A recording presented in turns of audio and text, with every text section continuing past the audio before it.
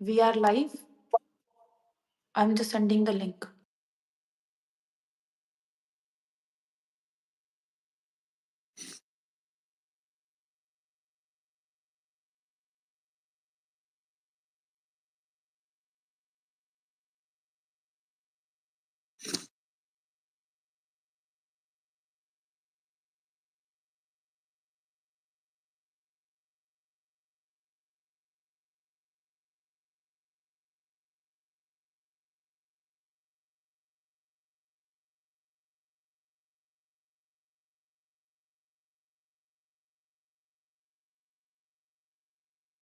Live है। जय श्री राम। आप सभी का आज के लाइव सेशन में बहुत बहुत स्वागत है। और आज इस लाइव सेशन में हम अध्यात्म को लेकर, सिद्धियों को लेकर, मन इंद्रियों को लेकर, मन में जो विचार आते हैं उनको लेकर अनेकों अनेक प्रश्न जो है आपके एकांशु भैया से पूछने वाले हैं। और एकांशु भैया उन सभी सवालों को जो है जवाब देंगे। आप सभी को जय श्री राम और we welcome you to our podcast Ekanshu ji. और हम जो है आज का ये पॉडकास्ट जो है शुरू करते हैं, ठीक है? चलिए पहले प्रश्न के साथ हम शुरू करते हैं। साधना के दौरान जो सबसे महत्वपूर्ण है वो है आपका अंतःकरण। तो हम पूछना चाहते हैं कि साधना के दौरान पहले तो ये बताइए कि अंतःकरण होता क्या है, और दूसरा साधना के दौरान अंतःकरण को कैसे शुद्ध रखा जाए। जी, सबसे पहले सभी को जय शनिदेव, सभी को जय सिया राम और आप सभी का स्वागत है आज के इस लाइव पॉडकास्ट में। तो 14 14 लोग तकरीबन यहाँ पे जुड़े हुए हैं। तो सबसे पहले तो आपको शुभकामनाएँ कि आप इतने अच्छे विषय से जुड़े हुए हैं, साधना रूपी विषय से जुड़े हुए हैं। तो आज पहले जो है मैं आपको अंतःकरण के बारे में बता देता हूँ कि अंतःकरण क्या होता है। फिर मुख्यतः हम जानने वाले हैं कि अंतःकरण की जो वृत्तियाँ होती है, चित्त होता है, उसको कैसे शुद्ध किया जाए। जी। देखिए, एक मन होता है, एक चित्त होता है और एक अंतःकरण होता है। हालाँकि लोगों को लगता है कि तीनों एक ही उपादान है, एक ही तत्व है, लेकिन तीनों बहुत अलग-अलग होते हैं। तीनों बहुत अलग-अलग ऊर्जाएँ होती हैं। जी। अंतःकरण में जो है मन आ जाता है, बुद्धि आ जाती है, चित्त आ जाता है। लेकिन चित्त अपने आप में एक अलग एंटिटी है, बुद्धि अपने आप में एक अलग एंटिटी है और मन अपने आप में बिल्कुल एक अलग एंटिटी है। बहुत सारे लोगों को ये भ्रम बना रहता है कि ये अलग जी। नहीं है, एक ही है। नहीं, बिल्कुल अलग है। सारी चीज़ें अलग-अलग हैं और सबको एक-एक लेकर हमें जो है साधना के दौरान चलना होगा। हुँ। जब तक हम इनको अलग से लेकर इनके ऊपर काम नहीं करेंगे ना, तब तक हम कभी भी साधना में सफल नहीं हो सकते। हमेशा इस चीज़ को आप याद रखिए। हुँ। बहुत आवश्यक है। तो अब जान लेते हैं कि मन क्या होता है। देखिए, मन कुछ भी नहीं है, जहाँ से जितने भी विचार आपके मन में उत्पन्न होते हैं, जिस जगह से, जिस केंद्र से वो विचार उत्पन्न होते हैं, उसी को मन कहा जाता है। वो उत्पन्न कैसे हुए? क्योंकि बाहर से कोई विषय आया, बगैर विषय के वो विचार कभी उत्पन्न नहीं हो सकते। आप हमेशा इस चीज़ को याद रखिए। कोई विषय था, कोई विषय वस्तु थी, लेखक के मन में कोई विचार आया तभी कहानी बन सकी, उससे पहले कहानी जैसा कोई तत्व उसके पास नहीं था। विचार है तो कहानी है, वैसे ही विचार है तो मन है। तो विचार बाहर से आया, विषय बाहर से आया इसलिए मन बना, मन की उत्पत्ति हुई, मन की आवृत्ति हुई। लेकिन जी। जैसे ही बाहर से कोई विषय आना बंद हो जाता है, मन का भटकना खत्म हो जाता है और मन जैसा कुछ रहता ही नहीं है। सिंपल सी बात है। और एक बुद्धि होती है, बुद्धि के बारे में आपको पता है, बुद्धि यानी कि लगाम।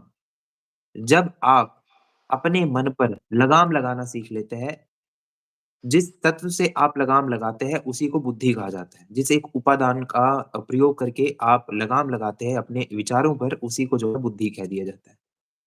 चित्त यानी कि जो बिल्कुल मन जब अपनी शुद्धतम अवस्था में होता है, उसी को चित्त कह दिया जाता है। जब चित्त जो है वृत्तियों का रूप नहीं लेता, हुँ। कहते हैं ना कि जब चित्त चित्त जो है वृत्तियों का रूप नहीं लेता, तब वो मन जो होता है अपनी शुद्धतम अवस्था में होता है, इसलिए उसको चित्त कह दिया जाता है। इन तीनों को मिलाकर जो बनता है, उसको अंतःकरण कहा जाता है। इन हुँ। तीनों को मिला के।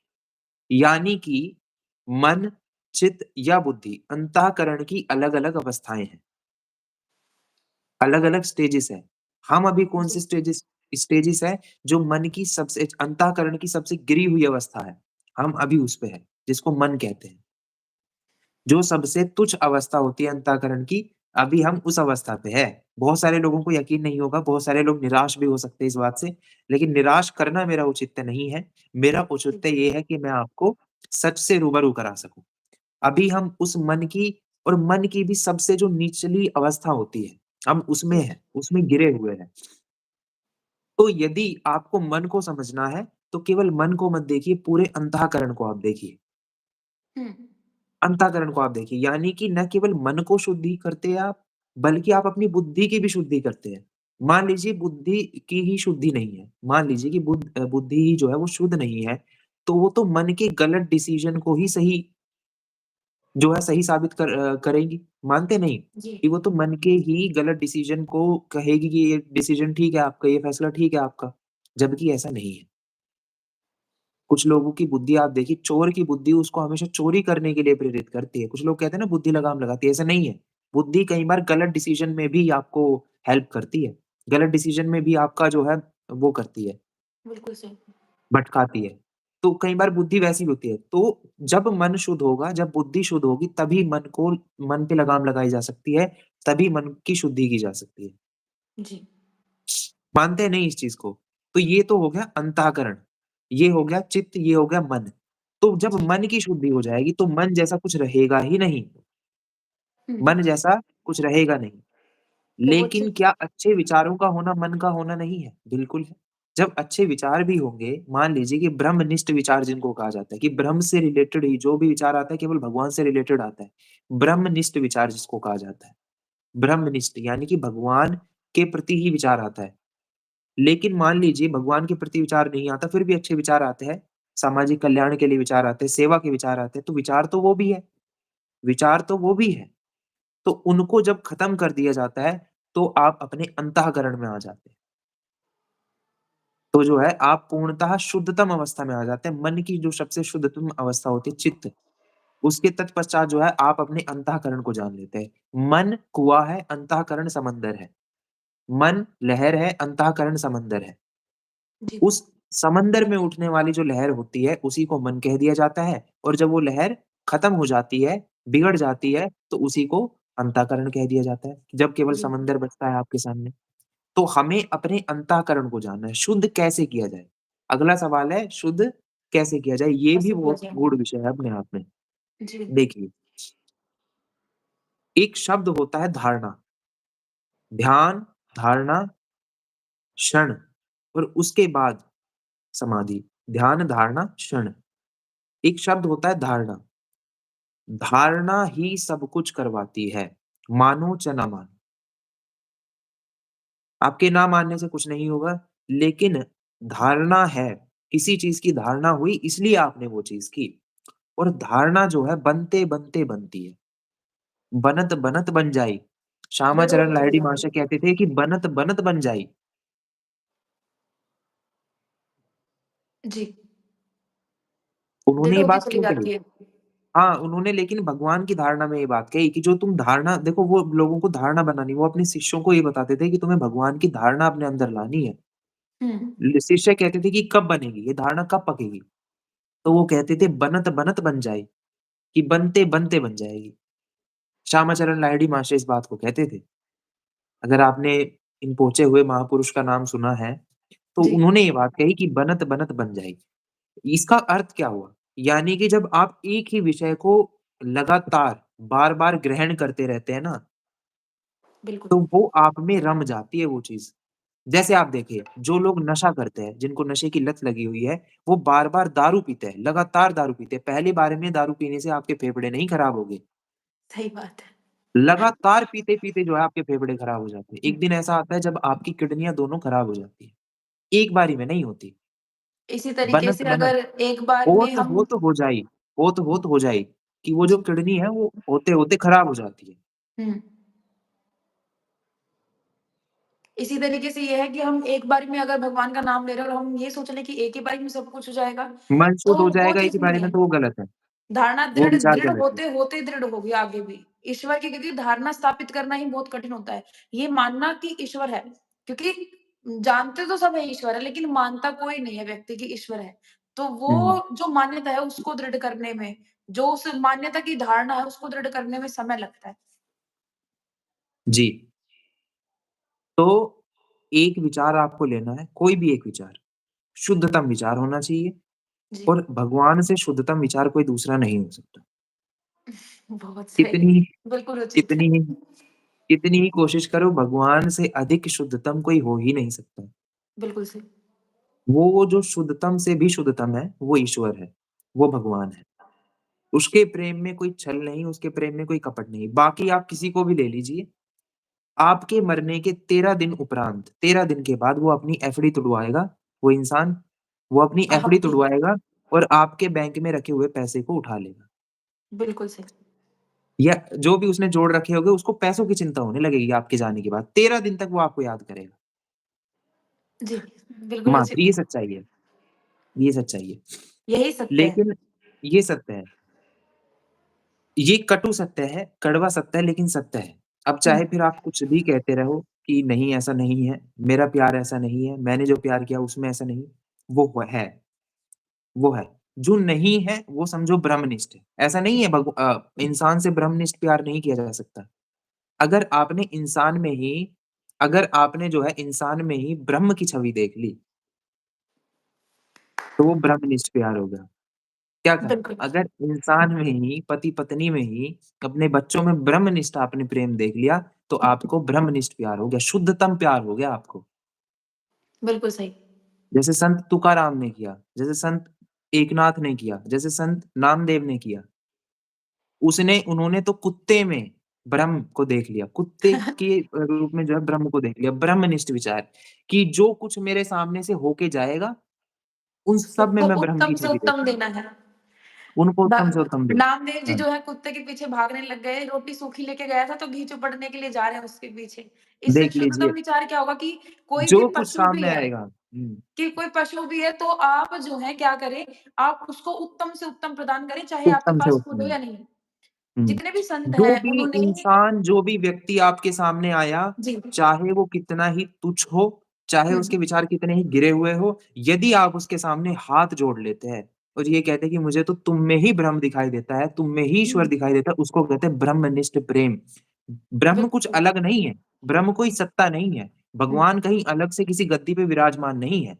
भगवान तो बहुत सही, सबके भीतर उतने ही मात्रा में, जितनी हमारे भीतर है, उतने ही मात्रा में विराजमान है। तो बिल्कुल, सबसे ब्रह्मनिष्ठ प्रेम करो, चाहे पति से, पत्नी से, बच्चों से, जिससे कोई रिश्ता ना भी हो ना, उससे भी ब्रह्मनिष्ठ प्रेम करो। हुँ, कहाँ तक? भगवान कहाँ तक भागेगा बताओ? भगवान बिल्कुल कहाँ तक सही, आपसे बचेगा? आप भगवान का पीछा करना छोड़ देते हैं, लेकिन भगवान भगवान भी एक दिन थक जाता है, कि ये तो भक्त मेरा पीछा ही नहीं छोड़ता। जब उन्होंने देखा कि नामदेव ने तो मुझे इस कुत्ते में भी देख लिया, तो बताओ मैं इसके पीछे कैसे ना जाऊँ? बताओ मैं इस भक्त को अपना आशीर्वाद कैसे ना दूँ? जी, बिल्कुल लेकिन उचित। हम जो है पीछा करना छोड़ देते हैं, हम लोग देखना छोड़ देते हैं, हमारी हम ब्रह्मनिष्ठ थकावट आँखें मान कहीं पर लेते हैं खो बहुत जाएँ जल्दी। खो जाएँ, थकावट मान लेते हैं। क्यों? क्योंकि पैशन नहीं। क्यों? बिल्कुल, क्योंकि कम करुणा नहीं है, कंपैशन नहीं है। जिसको कहते हैं ना इच्छा नहीं है, शक्ति नहीं, संकल्प नहीं है। हुँ, जिस दिन ये संकल्प आ जाता है ना कि जो कुछ मेरे सामने है, हर एक तत्व, उसमें ईश्वर की ही छवि है। ये ब्रह्मनिष्ठ आँखें ही आपके मन को शुद्ध करती है, आपके अंतःकरण को शुद्धतम करती है, बताओ। बहुत जब अच्छी, हवा के एक-एक कण में हवा के एक-एक आपके आस-पास बहती हुई हवा के एक-एक कण में आपको ब्रह्म की छवि ज्ञात हो, वो ब्रह्मनिष्ठ दृष्टि जिस दिन आप उत्पन्न कर लेते हैं, उन्हीं को सूक्ष्म दृष्टि कहा जाता है, उसी को दिव्य दृष्टि कहा जाता है। बाकी मैं नहीं जानता आप किसको दिव्य दृष्टि कहते हैं। बहुत अच्छे, दिव्य दृष्टि वो है जब आप मैं में तुमको देख लेते हो और तुम में मैं को देख लेते हो। उससे बहुत बड़ी प्यारी दिव्य बात दृष्टि करी इस संसार आपने। में मुझे नहीं पता कौन-सी है। यदि आप सूक्ष्म यात्रा यानी कि एक जगह से दूसरी जगह जाना या आप ये सोचते हैं कि यहाँ पे बैठे हुए जो है मैं अमेरिका में कोई दृश्य देख लूँ बाहर का कोई दृश्य देख लूँ, तो वो मुझे नहीं लगता सबसे बड़ी दिव्य दृष्टि। सबसे बड़ी दिव्य दृष्टि है जो कुछ आपकी आँखों के सामने आता है, उन सब में ब्रह्म की छवि विराजमान है। जिस दिन ये एक भाव आपने पका लिया, जिस दिन ये एक धारणा आपने पका ली, मेरा विश्वास है, संतों का विश्वास है, संतों ने ये बात कही, संतों की वाणी है कि उस दिन आपको भगवान से कोई नहीं बचा सकता। अभी आप भगवान से बचते हो, उस दिन आपको भगवान से कोई नहीं बचा सकता। हुँ, भगवान उतना ही आपके लिए तत्परता से इंतज़ार करते हैं, जितना कि आप भगवान के लिए करते हैं। बिल्कुल उचित। शर्ते कि हम जो है थक थक जाते हैं, बहुत जल्दी थक जाते हैं, थकान आ और जाती है। ईश्वर हमें जो है बार-बार मौका देते हैं कि आप जो है हमारी तरफ बढ़िए, ईश्वर की तरफ बढ़िए, ईश्वर की तरफ बढ़िए। लेकिन ये तो हम हैं जो बीच में उस कड़ी को तोड़ देते हैं क्योंकि हमें ऐसा लगता है तोड़ कि देते जैसे हैं, हमारे बस की नहीं है। जबकि वो इच्छा शक्ति ईश्वर ने सभी को प्रदान की है, ठीक सभी है? को लेकिन प्रदान हम किया। संकल्प दृढ़ नहीं कर पाते अपने। नहीं कर पाते, बिल्कुल सच बात है। चलिए, अब आपने अनंत एकांशु ये बोला है कि जो मन है वो विचारों का केंद्र है। लेकिन हुँ, मैंने ये सुना है कि मन को निर्विचार कीजिए, मन को निर्विचार कीजिए, मन को हुँ। निर्विचार कीजिए। कितना संभव है? क्या मन निर्विचार हो सकता है? मन का देखिए हर चीज़ का ना एक गुण होता है। अब जी, आप पानी को ये कहे कि बहना छोड़ दीजिए, बिल्कुल। समंदर को ये कहे, लहरों को ये कहे कि बनना छोड़ दो, हुँ, मिट्टी को ये कहो कि उड़ना छोड़ दीजिए, हवा को ये कहो कि चलना छोड़ दीजिए। उतना ही असंभव है मन को ये कहना कि मन तू निर्विचार हो जा। हुँ। समझे? कि मन जी, तू जी, निर्विचार हो जा। कोई महात्मा कभी नहीं कहता कि अपने मन को निर्विचार करो। वो हमेशा एक बात कहता है कि तुम निर्विचार हो जाओ। हुँ, मन में फिर कितने ही विचार चलते रहे, आपको आपका उनसे कोई वास्ता नहीं रहता। आपको लगता है संतों के मन में विचार नहीं आते? अगर नहीं आते तो वो पत्थर बन जाते। बिल्कुल। अगर महात्माओं के मन में विचार ना आए तो वो पत्थर बन जाएँगे। तो फिर तो पत्थर में और हम में सद्भावनाएँ भी केवल नहीं होंगी। सद्भावना भी नहीं होगी। हम में फिर तो वो भगवान को कैसे समझाएँगे? मन है तो भगवान को समझाया जा सकता है। मन है तो भगवान है, मन नहीं तो भगवान भी नहीं। हुँ, मन है तो भगवान है। तो उन ऐसा नहीं है कि उनके मन में विचार नहीं आते। भई मन का गुण है विचारों का आना-जाना, विचारों का आवागमन। पानी जी, को बहने से नहीं रोक सकते आप। मन को निर्विचार विचारों से नहीं रोक सकते, विचारों से उनकी वो बिल्कुल रक्षा सही। नहीं की जा सकती। मन और विचार आपस में पूरी तरीके से पर्याय है एक-दूसरे का।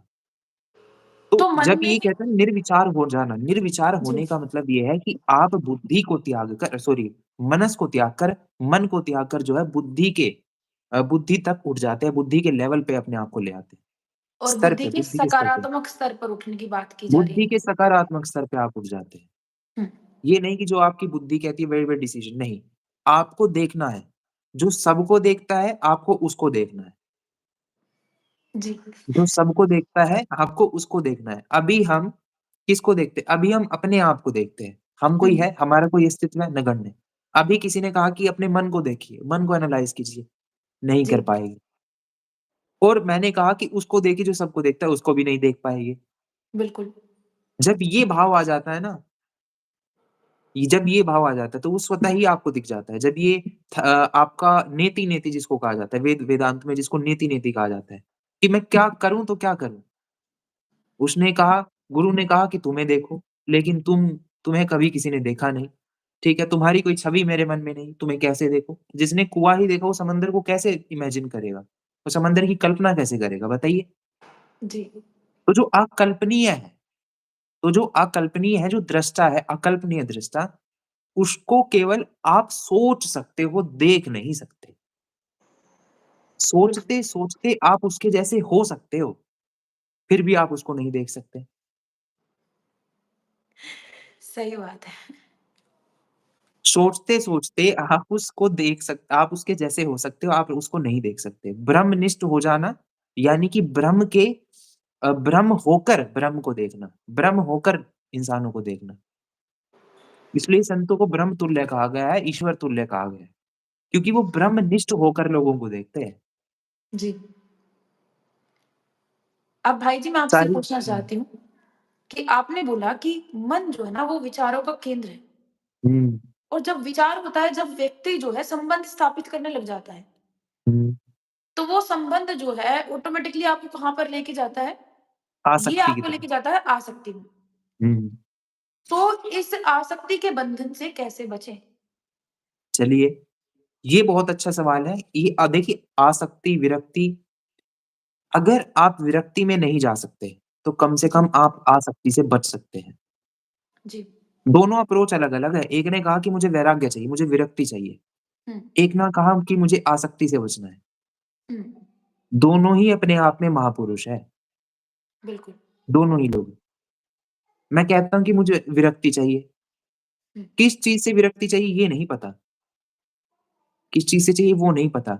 जब कोई ऐसी वस्तु आ जाती है, विषय आ जाता है कि हमें इस चीज़ से जो है विरक्ति चाहिए, तो उसको आसक्ति इस चीज़ से हमें विरक्ति चाहिए, तो उस वस्तु से जब हमें आसक्ति होने लगती है आप देखिए मैं आपको बताता हूँ, सामान्य से एक बात बताता हूँ, इसको अंग्रेज़ी में अटैचमेंट भी कहा जाता है। बहुत सारे लोग इसको जो है अटैचमेंट के नाम से भी जानते हैं। अटैचमेंट का अर्थ ये होता है कि आप बहुत दिनों तक किसी एक वस्तु के साथ है, किसी एक इंसान के साथ है। वो वस्तु, इंसान, विषय कुछ भी हो सकता है। ज़रूरी नहीं कि कोई इंसान ही हो, वो कोई बिल्कुल। आपकी आदत हो सकती है, आदत से भी आसक्ति हो जाती है इंसान को। हाँ, हो जाती है। आसक्ति का अर्थ ही ये है कि आप उस व्यक्ति से अपने आप को जोड़ लेते हो। आप उस विषय से अपने आप को जोड़ लेते हो और बाद में उस व्यक्ति, विषय से अपने आप को भिन्न नहीं देख पाते, अलग नहीं देख पाते। हुँ, क्या कहा? जब आप कीचड़ से अपना वास्ता जोड़ लेते हैं और खुद को कीचड़ समझने लगते हैं। वास्ता तो कमल का भी कीचड़ से है, लेकिन वो अपने आप को कभी कीचड़ नहीं समझता, समझता कमल ही है। जी, अलंकार तो वो जो है कभी भी अपने आप को मान लीजिए कि आप अपने आप को किसी पशु से जोड़ लेते हैं। लेकिन हम क्या करते हैं अपने आप को पशु ही समझने लगते हैं। हम अपने आप को किसी नशे से जोड़ लेते हैं। चोर अपने आप को हमेशा चोर ही समझेगा। कभी भी देखिए उसके मन बिल्कुल। में एक ग्लानि होगी कि मैं चोर हूँ। हुँ, वो बताएगा नहीं किसी को, बताएगा नहीं क्योंकि उसका पाप सामने आ जाएगा। लेकिन उसके मन में एक पाप आ जाएगा कि मैं चोर हूँ। चोर को चोरी से आसक्ति हो जाती है, पता है आपको? बिल्कुल। लुटेरे को लूट से आसक्ति हो जाती है। प्रेमी को प्रेम से आसक्ति हो जाती है। प्रेमी को मोह से आसक्ति हो जाती है, इंसान से आसक्ति हो जाती है।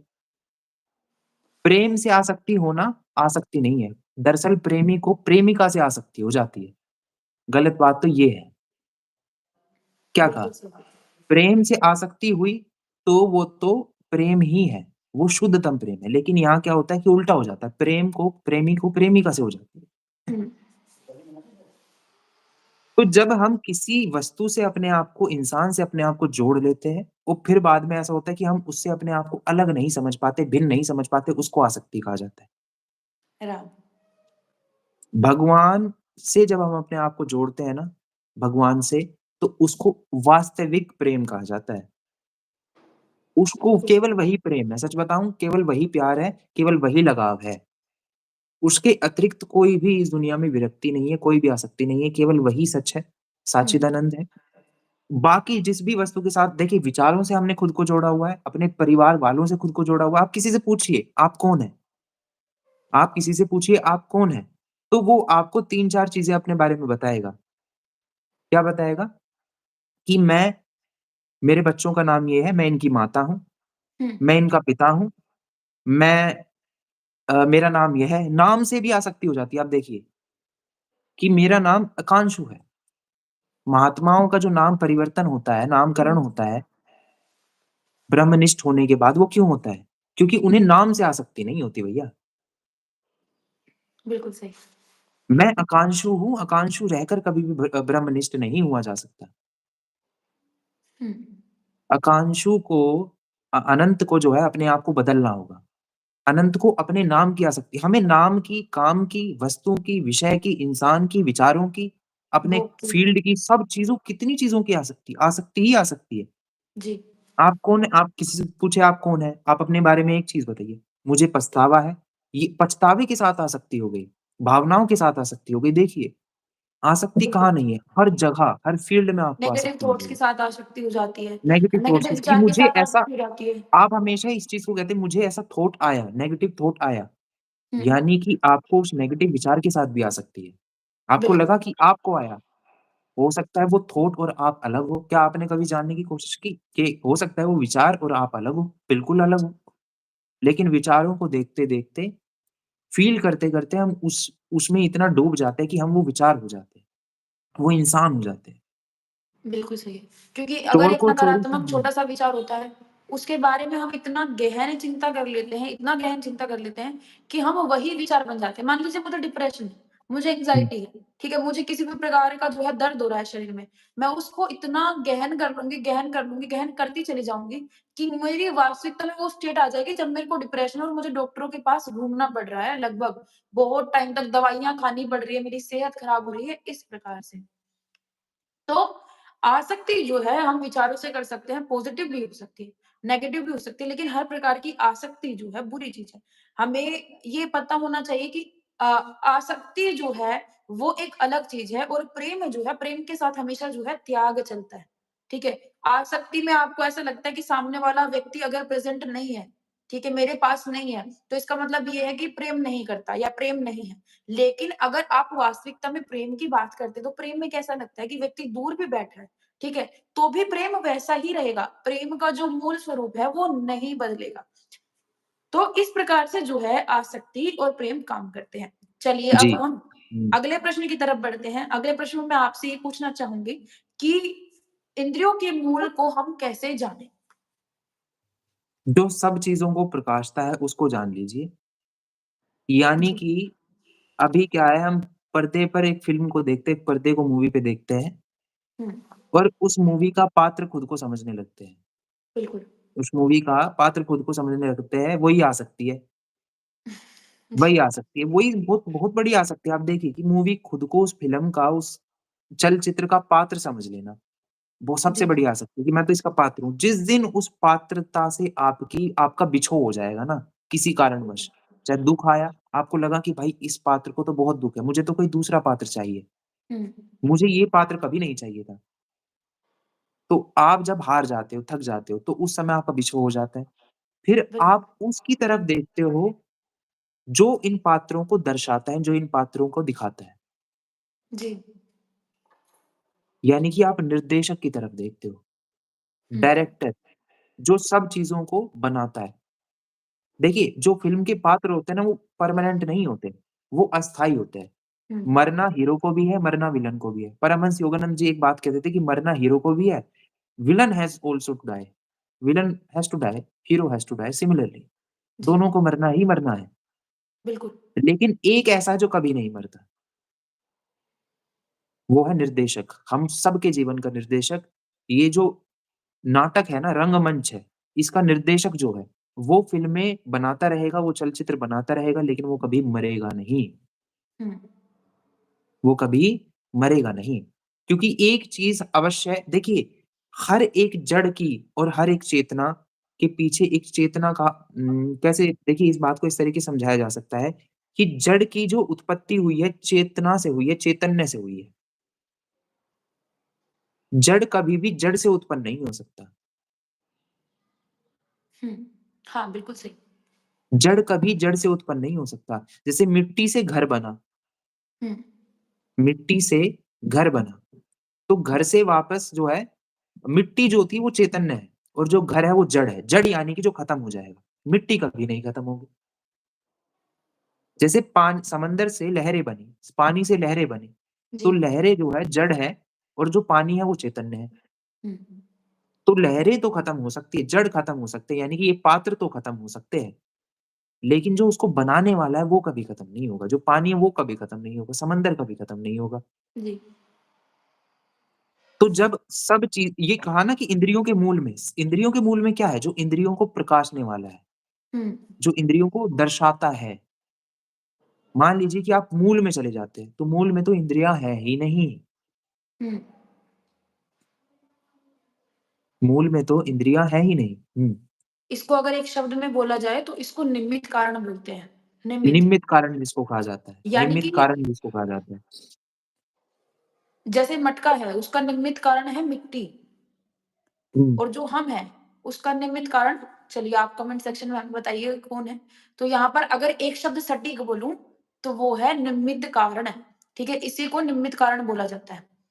अब हम थोड़ी-सी साधना के बारे में बात कर लेते हैं, ठीक है? साधना हमारे साथ भी लोग कर रहे हैं और साधना अपने आप से भी लोग करते हैं। साधना लोग गुरु के नेतृत्व में भी करते हैं, ठीक है? हुँ। तो मैं आपसे ये पूछना चाहती हूँ कि वास्तविकता में साधना का असली उद्देश्य क्या है? साधना क्यों की जा रही है? हम साधना क्यों करते हैं? देखिए, साधना का भी ना कई औचित्य, कई उद्देश्य हो सकते हैं, जी, ठीक है? और वो भौतिक जगत में भी हो सकते हैं, आध्यात्मिक जगत में भी हो सकते हैं। जी, अब भौतिक जगत में मान लीजिए मैं किसी समझ लीजिए कि मैं किसी परीक्षा की तैयारी करता हूँ बिल्कुल। और मैं पूरी निष्ठा से उसकी तैयारी करता हूँ, तो उसको साधना कहा जाएगा। उसको भी साधना कहा जाएगा क्योंकि मैं उस परीक्षा में अनुरत हूँ, उस परीक्षा की तैयारी में लगा हुआ हूँ। तो वो जी, एक किस्म की साधना है। मान लीजिए कि मैं अपना पात्र अच्छे से निभाता हूँ, एक वो साधना होती है। हुँ, कि मैं पति हूँ, मैं अपना पात्र अच्छे से निभाऊँगा तो वो भी साधना है। हुँ, मैं बेटा हूँ, मैं अपना पात्र अच्छे से निभाऊँगा वो भी साधना है। जी, किंतु किंतु जब हम इन पात्रों के पीछे की साधना को देखते हैं, जहाँ से ये सारी साधनाएँ उत्पन्न हुई है, जहाँ से सारे पात्र उत्पन्न हुए हैं, जी, जिसके मन में ये जिज्ञासा आई कि मैं साधना तो कर रहा हूँ, हुँ, कि मैं पति हूँ, सब कुछ हूँ, लेकिन क्या इनसे अलग मेरी कोई पहचान है? मैं एक बेटा हूँ, मैं एक भाई हूँ, क्या लेकिन क्या इनसे अलग मेरी कोई पहचान है? हुँ, जब ये विचार मन में आ जाता है, तो असल साधना की शुरुआत होती है। जी, असल साधना कौन सी? चैतन्य साधना। हुँ, ये जो साधना है, ये जड़ साधना है। ये साधना जो है जड़ साधना है, यानी कि जड़ यानी खत्म होने वाली। ये एक टाइम के बाद जो है खत्म हो जाएगी। बिल्कुल। आपने परीक्षा की तैयारी बहुत की, सुंदर। जी, परीक्षा की तैयारी की, आप बन गए, अफ़सर आप बन गए। आप जी, जो है अफ़सर बन गए। हुँ, लेकिन मरने के उपरांत आप ना तो अफ़सर हैं, ना आपकी कोई पोस्ट है, ना आपकी कोई आयु है, ना आपका कोई नाम है। हुँ, तो वो है जड़ साधना, जो मरने के बाद खत्म हो जाएगी। हुँ, जब आप चैतन्य की साधना करते हैं ना, अभी आपने जड़ की साधना की, परीक्षा खत्म, परीक्षार्थी खत्म। जी, लेकिन जब आप चैतन्य की साधना करते हैं, भगवान की साधना करते हैं, जो कभी ना खत्म होने वाली, आदि अनंत की साधना करते हैं ना, तो उसको चैतन्य साधना कहा जाता है। जी, तो आपको चैतन्य यदि आप चैतन्य साधना की बात कर रहे हैं, ये मैंने साधना के 2 प्रकार आपको बताए हैं। चैतन्य साधना की आप बात बहुत कर रहे हैं, तो सुंदर। उसका उद्देश्य आपको जानना चाहिए। इसका कोई उद्देश्य नहीं है भौतिक जगत वाली साधना का। इसका उद्देश्य ये है लेकिन केवल कि आपने अपने पात्र को अच्छे से निभा लिया। पात्र को अच्छे से निभा लिया, लेकिन ये अगर इसका उद्देश्य है भी, चलिए मान लीजिए हाँ, मुझे बहुत सारा धन हुँ। चाहिए, तो ये उद्देश्य तो उद्देश्य है। भी खत्म, तो उद्देश्य ये भी उद्देश्य खत्म। भी खत्म। तो ये तो हर प्रकार से वो चीज़ हुई ना कि ये तो बहुत शॉर्ट टाइम ऑफ पीरियड के लिए है, क्योंकि यहाँ कुछ तो क्षणों के लिए। जो व्यक्ति साधना को कर रहा है वो साधक, उसका जो है उसका अंत होना है, साधना का भी अंत होना है, जड़ साधना का भी अंत होना है और जिस उद्देश्य से साधना की गई है उस उद्देश्य का भी अंत होना है। हुँ, अभी मैं आपसे पूछना चाहती हूँ कि कई सारे लोग ऐसे हैं जो सिद्धियों के लिए काम कर रहे हैं, ठीक है? उनका जो मुख्य उद्देश्य होता है, वो होता है कि मुझे किसी प्रकार की विशिष्ट प्रकार की जो है सिद्धि चाहिए। हुँ, चलिए, हमने आज तक सुना है कि सिद्धि प्राप्त करने से आपको बहुत सारे लाभ होते हैं, आप ये से बन जाते हैं, आपके पास इस प्रकार की शक्ति आ जाती है, इस प्रकार की शक्ति आ जाती है। लेकिन मैं आपसे पूछना चाहूँगी, क्या सिद्धि प्राप्त करने का कोई नुकसान भी होता है? नुकसान नहीं होता, लेकिन एक जो सबसे बड़ा इसका आप कह सकते हैं शॉर्टकमिंग, इसकी कमी जो आप सबसे बड़ी कह सकते हैं वो ये कि जैसे ही साधक खत्म होगा उसकी सिद्धियाँ खत्म हो जाएगी। हुँ, एक तो ये हुआ चलिए।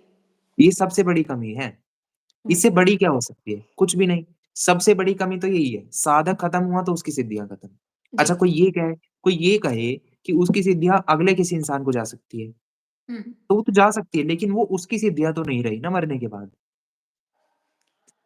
लेकिन मुझे यहाँ पे उसने एक चीज़ जोड़ी और लगती है, जी, लेकिन लेकिन भगवान आपके ही रहेंगे। भगवान जो जी। है आपके ही रहेंगे। सिद्धियाँ भगवान को आप किसी को आगे नहीं दे सकते। देखिए, अच्छा इसको इस सिनेरियो में ले लीजिए, महाभारत का युद्ध होता है। दुर्योधन जो है वो ईश्वर के अस्त्र को माँगता है, ईश्वर की जी। सेना को माँगता है, लेकिन अर्जुन जो है वो ईश्वर को माँगता है। हुँ, अर्जुन जो है वो स्वयं भगवान कृष्ण को माँग लेते हैं, ठीक है?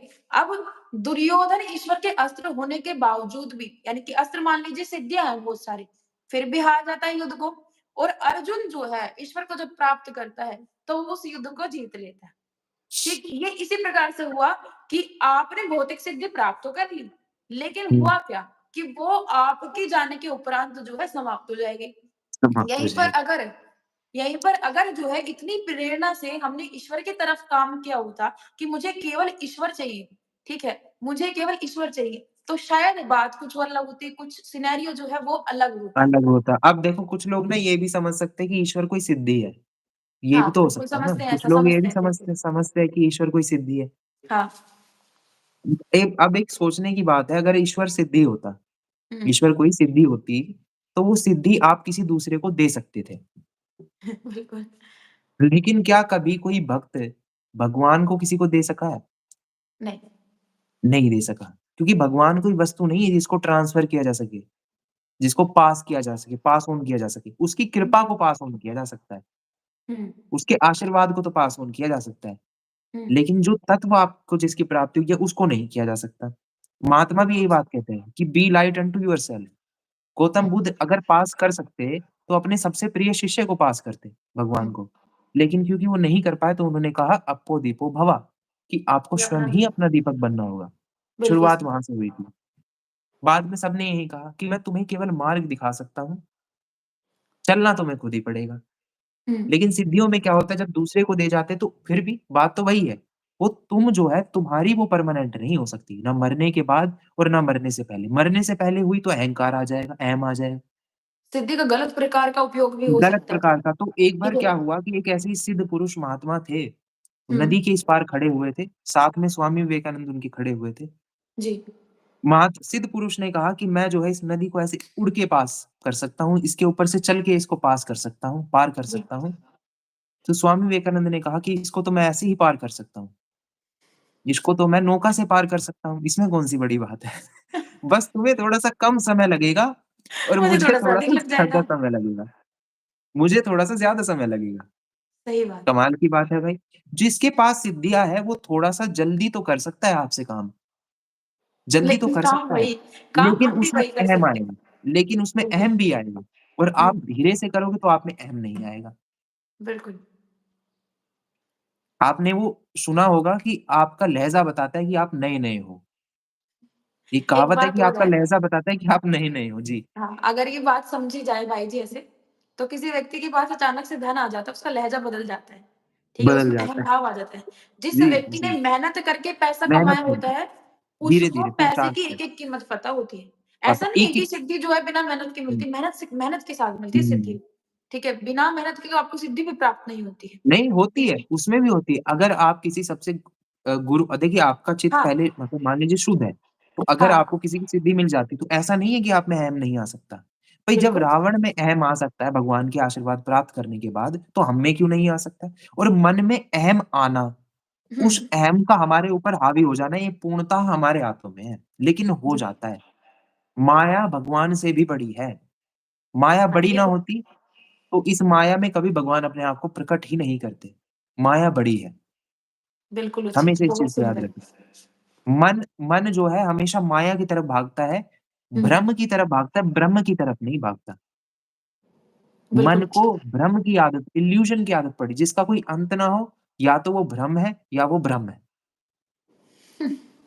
और अभी जहाँ हैं हम, जिस जंगल में हैं, वो जंगल भगवान नहीं हो सकता, वो भ्रम है।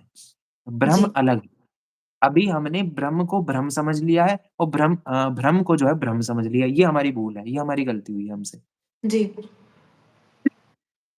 तो बहुत देखिए सुंदर। हम कितनी अ, मन की कितनी तुच्छतम अवस्था में हैं कि हम आसक्ति से बंधे हुए हैं। हमें जो है हमें मन ने इतनी बुरी तरीके से जकड़ा हुआ है कि हमें नहीं पता चलता कि हम इसमें हैं, इस दलदल में हैं। हम मानने को स्वीकार ही नहीं करते। सबसे बड़ी बात है स्वीकार्यता ही नहीं है कि हम हैं इस सच दलदल में। में। जी, दलदल भी उसी को दिखेगा जिसका भ्रम टूट जाएगा।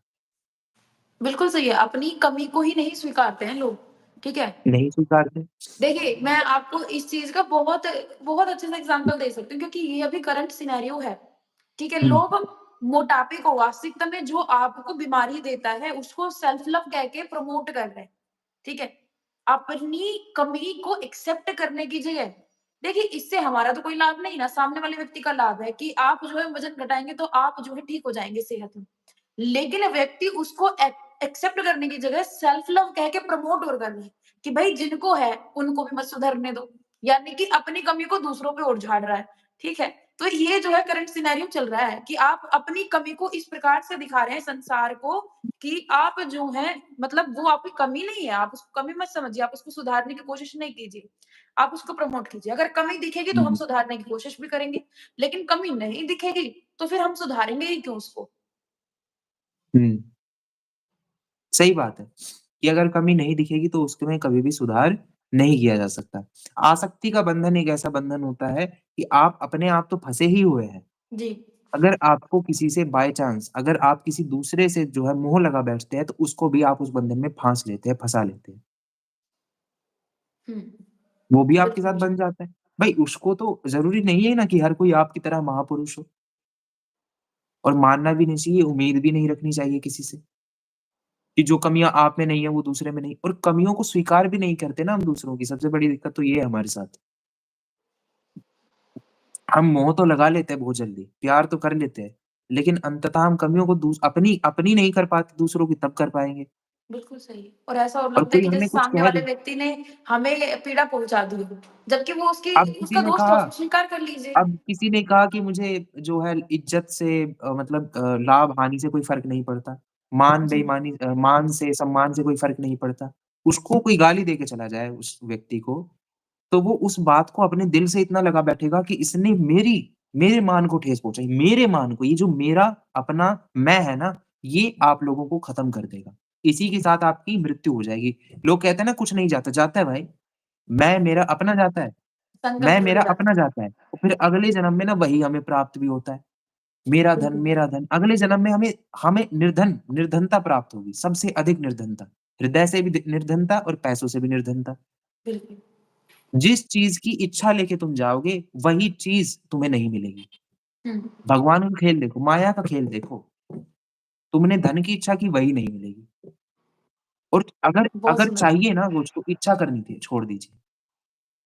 अगर कुछ अग भगवान खुद कहते हैं कि अगर तुम्हें मेरी प्राप्ति करनी है, तो मेरी इच्छा करनी छोड़ दो। इच्छा हुँ, करोगे तो मुझसे मोह लगा बैठोगे, मुझसे आसक्ति हो जाएगी। सही बात। एक को तो गुरु से इतनी आसक्ति हो गई कि वो अपने वो जो है भगवान को ही भूल गया। तो गुरु ने हुँ, कहा कि तुझे मुझसे आसक्ति हो गई। मैं तो प्राप्त हो गया तुझे, लेकिन भगवान तुझे प्राप्त नहीं हो सके। तेरे बिल्कुल भीतर का गुरु का तत्व तो उजागर हो गया। गुरु तो तू बन गया लेकिन ईश्वर नहीं बन पाया। बहुत सुंदर। तो गुरु ने उनको ये बात कही कि गुरु भी कहते हैं कि मुझसे आसक्ति मत लगाओ। जी, क्योंकि क्योंकि जिस शरीर को तुम जानते हो वो तुम्हारा गुरु नहीं है। नीम करोली बाबा एक बात कहते थे कि मेरे शरीर की ज़रूरत तुम्हें है, मुझे नहीं, तुम तक पहुँचने के लिए। बहुत प्यारी बात है, बहुत प्यारी बात। नीम करोली बाबा हमेशा इस बात को कहते थे। रामदास ने उनको एक बात कही कि जब आप चले जाओगे तो हमारा क्या होगा? तो उन्होंने हुँ, ये बात कही कि शरीर की ज़रूरत तुम्हें है, मुझे नहीं तुम तक पहुँचने के लिए। तो जिस दिन आप ये चीज़ समझ जाते हैं कि मोह, माया और ये सब कितनी बड़ी चीज़ें होती है, आसक्ति, ये बंधन, ये सब कितनी बड़ी चीज़ें होती है ना, हुँ, उस दिन आप वास्तविकता में विजय प्राप्त कर लेते हैं। और जब आप अकेले अपने आप से नितांत अकेले हो जाते हैं, एकांत में और खुद खुद में ही डूब जाते हैं, खुश हो जाते हैं, कोई फ़र्क नहीं पड़ता, कोई आता है, जाता है, बल्कि अच्छा लगता है आपको, बुरा नहीं लगता। आपको अच्छा लगता है, कोई आया, आपको अच्छा लगा, कोई गया तो भी अच्छा लगा। समंदर का काम है आती हुई लहरों को अपने में ले लेना और जाती हुई लहरों को जाने देना। बहुत तभी सुंदर। वो समंदर है, तभी भैया वो समंदर है, तभी वो समंदर है। अगर समंदर में ये गुण ना हो ना कि आते हुए को स्वीकार करो, जाते हुए को भी स्वीकार करो, तो वो समंदर नहीं हो सकता। बिल्कुल। त्याग हुआ इसलिए समंदर है। भगवान ने त्याग किया इसलिए भगवान है। हुँ, मानव ने त्याग किया इसलिए महामानव है वो, इसलिए वो महापुरुष है। बगैर त्याग के आप कभी भी महान नहीं बन सकते, महान आत्मा नहीं बन बहुत सकते, पुण्य सुंदर। आत्मा नहीं बन सकते। पाप का त्याग किया तब पुण्य आत्मा बने, नहीं तो आप पापात्मा कहलाते, पापाचारी कहलाते। और पुण्य का त्याग किया इसलिए पापात्मा बने, कुछ बनने के लिए एक चीज़ को त्याग दिया आपने। और ज़ोर से अगर तालियाँ बजा सकती यहाँ पे, तो बिल्कुल हो जाती, क्योंकि आपने इतनी सुंदर-सुंदर बातें जो है बताई हैं कि बिना करुणा त्याग का के त्याग मनुष्य किया मनुष्य ही नहीं है। इसलिए इसलिए पिता पिता बने। नहीं तो पिता बिल्कुल। में भी थोड़ी-सी माता होती है, पिता में भी थोड़ी माँ होती है और माँ में भी थोड़े पिता होते हैं। माँ ने अचलता का, अडिगता का त्याग किया इसलिए माँ करुणामयी बनी, इसलिए माँ माँ बनी। हुँ। लेकिन अगर और देखा जाए तो एक दोनों चीज़ में और है। दोनों तत्व जी। हाँ, एक चीज़ और और है। जिसमें दोनों तत्व आ जाते हैं वो महामानव बन जाता है। जिसमें करुणा आ जाती है, जिसमें अडिगता भी आ जाती है, वो महामानव बन जाता है। हुँ। मनुष्य अगर पशुत्व का त्याग कर दे, तो हुँ, वास्तविकता में तब वो मनुष्य बनता है। तो यहाँ पर भी मनुष्य मनुष्य बन को त्याग करना पड़ता है मानवता एक के लिए। छोटा-सा उदाहरण मैं आपको देता हूँ। एक जी, बार एक रोते-रोते जो है, एक इंसान स्वामी विवेकानंद के पास पहुँचे। उनका चेहरा देख के उन्हें लगा कि ये इंसान तो पत्थर है। उनकी आँखें जो उनकी आँखों आँखों की पुतलियाँ थी, वो कभी हिलती नहीं थी, अपनी जगह पे स्थिर रहती थी, स्वामी जी, विवेकानंद की। तो उन्हें लगा कि ये इंसान पत्थर है, मैं इसको अपना दुःख बताऊँगा, ये कैसे समझेगा? हाँ। तो वो जो पुरुष है, वो जो इंसान था, वो स्वामी विवेकानंद के पास गया, उसने अपनी तकलीफ बताई, वो रोते-रोते जो है, उसके आँसू फूटने लगे। वो फूट जी, फूट पड़ा, वो व्यक्ति। तो उसे लगा कि स्वामी विवेकानंद मुझे जो है कोई लॉजिकल बात बताएँगे, कोई प्रैक्टिकल बात बताएँगे। लेकिन हुआ इसका बिल्कुल विपरीत। स्वामी विवेकानंद उसको गले लगाकर फूट-फूट कर रोने लगे। तो जो जिस व्यक्ति व्यक्ति में जैसे दिख अडिगता रहे है, हैं, जो व्यक्ति बाहर से कठोर है लेकिन भीतर की तरह नारियल है ना, वो इंसान महामानव है। बहुत सुंदर। आपके उत्तरों से हम अधिक से भी अगर उच्चतम कोई अवस्था है, तो उससे भी ज़्यादा जो है हम संतुष्ट हुए हैं यहाँ पर। और उम्मीद कर रही हूँ जितने दर्शक ये पॉडकास्ट देख रहे हैं, जितने दर्शक ये सत्संग की बातें सुन रहे हैं, उनको ये पॉडकास्ट जो है ज़रूर पसंद आएगी। हालाँकि हमने जो है बड़ा मसाला-वसाला नहीं नहीं लगाया है पॉडकास्ट में, जी। लेकिन बिल्कुल सरल, सटीक और ज्ञानवर्धक जिसको बोल देते हैं, मुझे लगता है कहीं न कहीं ये पॉडकास्ट जो है, आने वाले समय में साबित होगी, और जो व्यक्ति मूल को जानता होगा, जो व्यक्ति मूल तत्व को जानता होगा, वो ये सारी बातें जो है हुँ। बड़ी सरलता से समझ जाएगा। मैं बताता हूँ आपको कैसी पॉडकास्ट चलती है आजकल, जिसमें मिट्टी को मिट्टी ना बताकर जिसमें मिट्टी को मिट्टी ना जी, बताकर कुछ अन्य चीज़ बताया जाए, जिसमें दिव्य दृष्टि को सूक्ष्म यात्रा या कुछ ऐसा बताकर कि आप एक जगह से दूसरी जगह जा सकते हैं, दूसरी चीज़ों को देख सकते हैं। वो वाली पॉडकास्ट आज बता मैं भी सकता हूँ उन सब हम भी बता सकते हैं उन सब चीज़ों के बारे में, जी। पर वो आपको कुछ फ़ायदा नहीं देगी। ये विचार आपको झकझोरेंगे, ये विचार बात आपको ये सोचने होती के है लिए मजबूर करेंगे। जी। बात ये होती है कि देखिए, व्यक्ति ना आम नहीं खाता है सीधा। व्यक्ति को गुठली भी देखनी है कैसी है। व्यक्ति को ये भी देखना है गुठली पे कितना जो है गूदा बच गया है आम का, वो भी देखना है। हुँ, व्यक्ति को आम के अंदर जो मेन मुख्य चीज़ जो होती है खाने के लिए, वो भी देखना है। उस आम का छिलका भी देखना है। क्योंकि छिलका व्यक्ति भी। को संतुष्टि प्राप्त नहीं होती है संतुष्टि सीधे-सीधे। नहीं है। स्वामी अच्छा रामसुंदर किसी जी कहते हैं जी। स्वामी हुँ, रामसुंदर जी कहते हैं, "अरे मैंने तुम्हें बता दिया तो मान लो ना। जिस चीज़ को हुँ। प्राप्त करने के लिए मुझे इतना वर्ष लग गया, अब मैं तुम्हें सरलता से वो बता रहा हूँ, तो तुम मान क्यों नहीं रहे हो? मान मानो क्यों ना नहीं उस चीज़ लेते? को।" जानने की एक सबसे साधारण प्रक्रिया मानना है। बिल्कुल, अच्छा हमारे मानने में भी बाधा है, अगर कोई स्वीकार ना करे तो वो बात अलग है, लेकिन मानने में भी बहुत सारी बाधाएँ आती हैं और हम मानना छोड़ देते हैं। बिल्कुल। तो बहुत सबसे सही। सरल उपाय है मान लीजिए और मानकर ठान लीजिए। जो मानकर ठान लेता है वो जान लेता है। जी, बिल्कुल उचित। चलिए, आज की पॉडकास्ट यहीं पर हम जी, समाप्त करते हैं। उम्मीद करते हैं सभी दर्शकों को ये पॉडकास्ट बहुत पसंद आएगी। और भाई जी, आपको बहुत-बहुत धन्यवाद कि आप हमसे जुड़े हैं। आपने इतनी सुंदर-सुंदर जो है बातें हमारे साथ शेयर की हैं। आपको जय श्री राम। हमसे जुड़ने के लिए आपका बहुत-बहुत धन्यवाद। सभी दर्शकों को हम धन्यवाद करते हैं। आप सभी को जय श्री राम कि आप जय सभी श्री लोग राम, इतने जय श्री प्रेमपूर्वक राम। प्रेम से जो है हमें सुन रहे हैं, देख रहे हैं। आप सभी को जय श्री राम, धन्यवाद। जय शनिदेव, सभी को जय श्री राम। जय शनि देव।